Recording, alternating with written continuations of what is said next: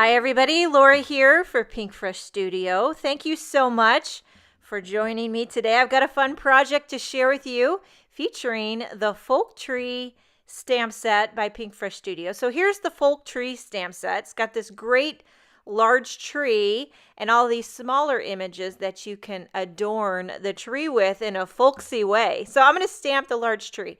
I'm using three different Altenew inks. So a light, this is caramel toffee, and then the medium brown is mocha, and then the dark brown on the bottom is espresso. And so this is going to give this fabulous gradient tree look, and I love it. I love to multi-ink my images. It's great. Now, for all the little images I'm going to add, there's 1,000,001 ways that you could adorn this tree. This is what I did.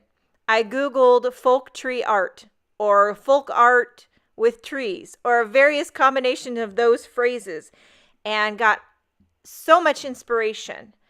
Most of the time, from what I saw, folk art is very symmetrical. So whatever you do on the left side of the tree, do on the right side. It's like, you know what I'm saying? Not that you have to, because really, there's no folk art police that's going to come and arrest you, but that's kind of what I stuck to. Of course, I like symmetrical things too. I love order and all, especially in the card making. If I can make my card very clean and orderly, I feel like I have a handle on life because my house looks like a bomb went off on it. So anyway, like I did the gradient tree, I'm doing gradient leaves. So I use a combination of Altenew inks in the green tones, but then on the very top, I used a Mama Elephant ink. So you just pull out your stash of inks and you go to town. I love mixing brands of inks.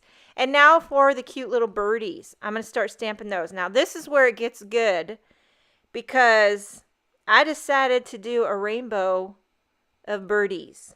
So again, using a mixture of my inks. A lot of these are Mama Elephant, which are pigment inks.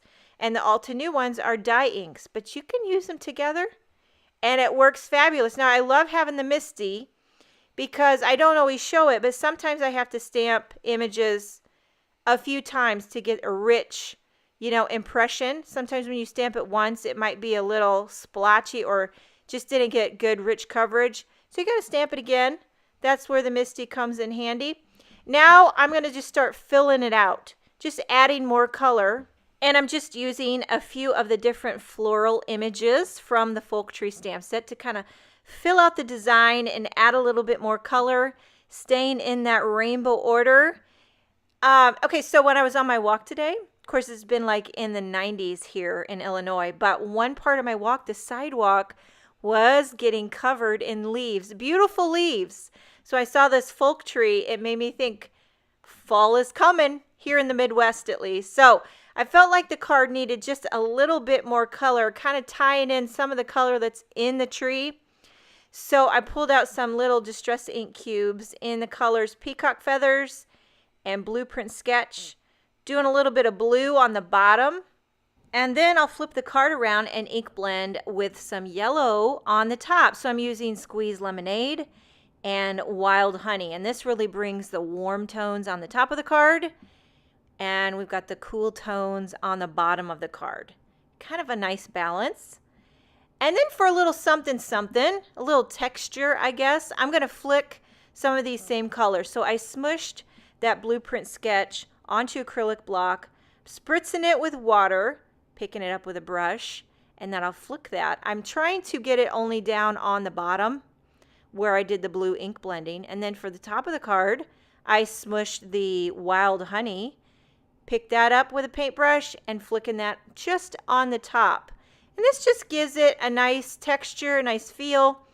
Kind of makes it a little bit dreamy, if you will. Now for the sentiment, I'm going to emboss a sentiment from the Word Series Thanks stamp set. You can see it right there on the right.